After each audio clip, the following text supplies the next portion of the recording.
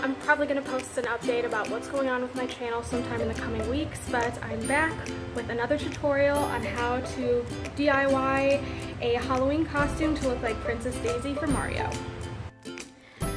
So the first thing that I did to complete this project was I purchased a yellow dress. I had a couple of yellow dresses already, and I decided that the best way to go about this project was to use something I already had and just make some loose stitches that I could take out later so I could keep wearing the dress.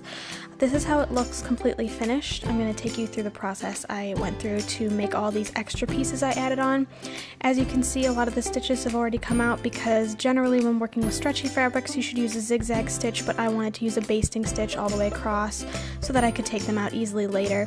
You'll see how I combat this flappy piece in the future. You're going to need some orange fleece. I had this left over from my Vulpix onesie video, which I will link in the I button above.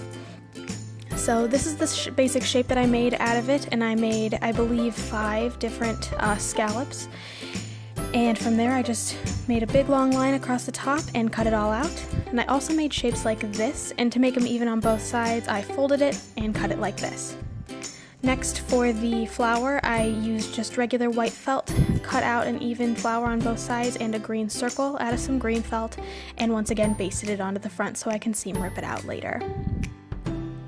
So moving on to the crown, I needed yellow, green, and white felt to complete this, as well as a headband that I didn't mind possibly ruining, and some wire. I got this from Michaels and it's relatively thick. I believe it was 16 gauge. Just look for something similar, something that'll hold its shape. So first thing I did is I folded this yellow felt in half, and I began drawing on a crown shape. I made it relatively small just so that it would look like cute and petite on top. And I cut both of them out the same way and just sliced down the middle so that I'd have 2 of the same shape. Next, I took my wire and I began bending it to the basic shape of the crown. As you can see here, I have the first point done. Most of this you can bend on your own. You might need a set of needle nose pliers once you start wrapping it around the headband. And of course a wire cutter to get it cut once you have the shape you want. Be sure to leave a little bit of extra wire hanging out of the end. And I just hot glued the wire in between the 2 pieces to create this. Next I took some white felt and green felt yet again and cut out, a white flower and green circle, which I hot glued to the yellow crown shape that I already had.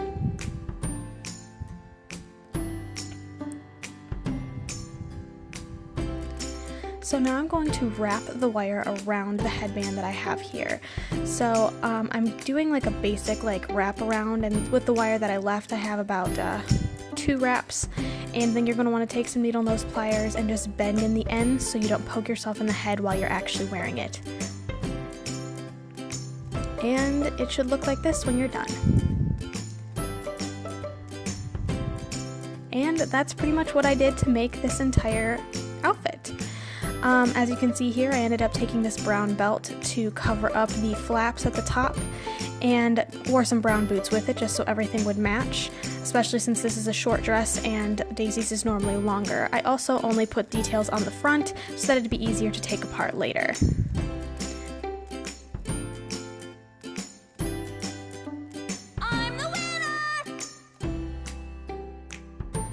Thank you so much for watching. If you liked what you saw, please feel free to like and subscribe, and maybe I'll see you in my next video.